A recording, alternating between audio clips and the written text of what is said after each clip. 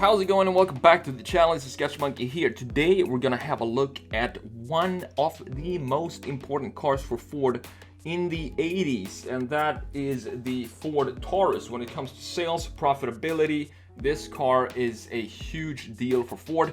What we're going to do is take the original version introduced in 1986 and turn it into a 2020 model. The Ford Taurus, which was actually a very interesting car when it comes to design, and especially interior design, with some new features and innovations that we're gonna talk about throughout this video. But for now, let's jump in to Photoshop. Let's get started, let's get to work, and let's see how this Ford Taurus redesign and slash modernization is going to turn out. So the Ford Taurus was manufactured in the United States from 1986 to 2019. Introduced in late 1985, just like myself. It's actually my birthday today, and that's why I wanted to pick this car, because it was introduced in late 1985.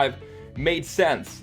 With the 1986 model year, 6 generations were produced over 34 years. A brief hiatus was undertaken between 2006 and 2007. From the 1986 to 2009 model years, the Taurus was sold alongside its near twin, the Mercury Sable. 4 generations of the Taurus was produced over its lifetime. The Taurus also served as a basis for the first ever front-wheel drive Lincoln Continental from 1988 to 2002. The original Taurus was a milestone for Ford and the entire American automotive industry, being the first automobile at Ford designed and manufactured using the statistical process control ideas. The Taurus had an influential design that brought many new features and innovations to the marketplace. We'll get back to those later in this video. In the late 1990s and early 2000s, sales of the Taurus declined as it lost market share to Japanese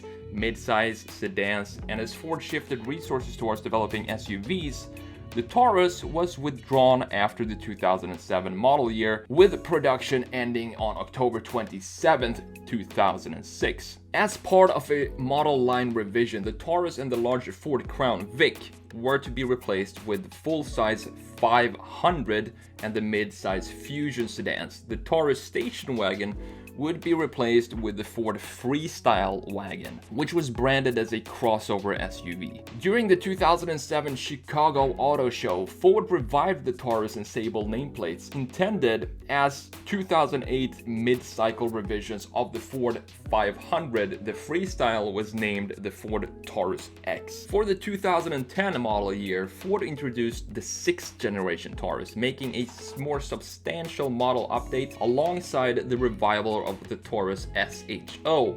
In 2013, the Ford Police Interceptor sedan was introduced as a successor to its long-running Ford Crown Victoria counterpart. From 1986 to 2007, the Taurus was a mid-size car offering front-wheel drive. The Taurus became a full-size car in 2008, adopting a Volvo-derived platform offering front or all-wheel drive, and the Taurus was produced as a 4-door sedan through its entire production, with a 5-door hatchback station wagon offered from 1986 to 2005. And this specific station wagon we have right here is a 1992 model. Ford assembled 7,519,919 examples of the Taurus. The 5th best-selling Ford nameplate in North America, the Taurus has only been surpassed by the F-Series, the Escort, Model T, and Mustang. Between 1992 and 96, the Taurus was the best-selling car nameplate in the United States.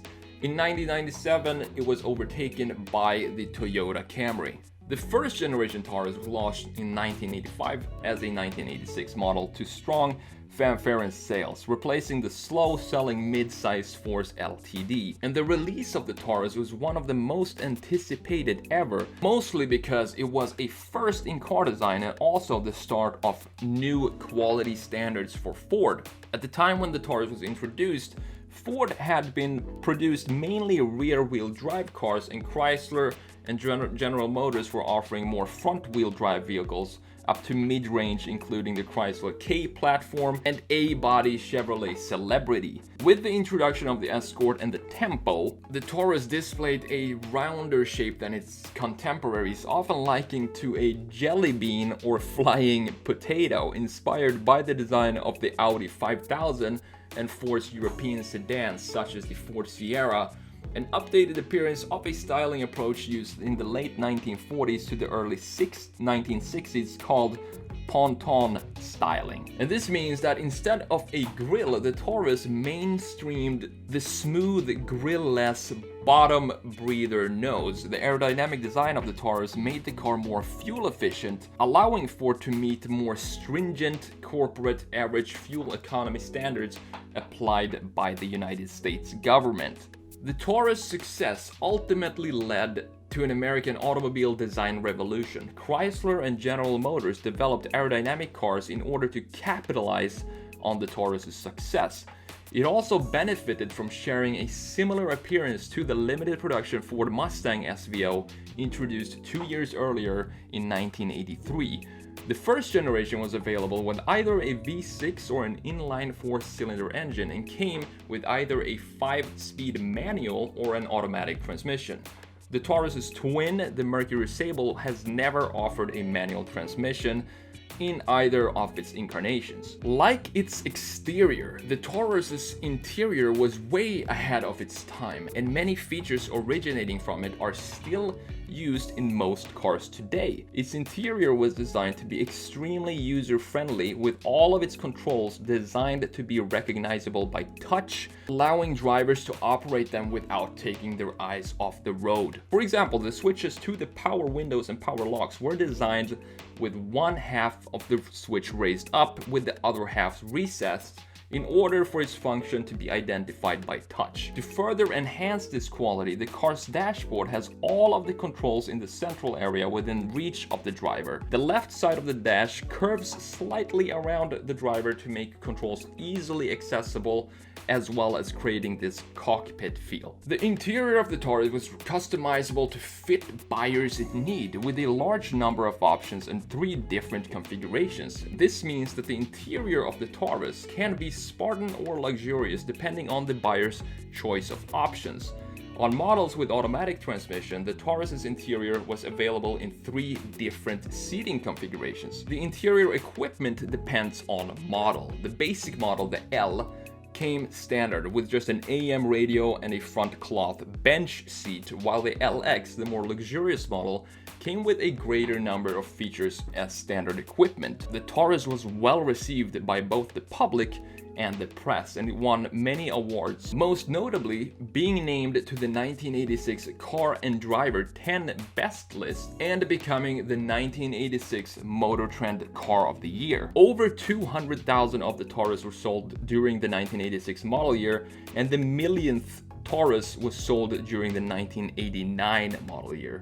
When production ended in 1991, more than 2 million first-generation Tauruses had been sold. So now let's talk about the modernization that we're doing right here. What are my thoughts behind them? Complexities will reach a pinnacle and will soon be moving towards a design language of less is more, meaning large, simple graphical elements instead of complex lines and surfaces. And the reason I think this is where we're headed is because of the transition to electric drive. Since the battery technology for the automotive industry is still in such an early stage, I believe that car manufacturers will do whatever they can to extend the range and effectiveness of what's currently available in the marketplace. This means while the batteries are going to become more and more efficient and the charging capacities improve, a lot of the focus will be on the design of the body of the cars to make them as slippery as possible in a wind tunnel.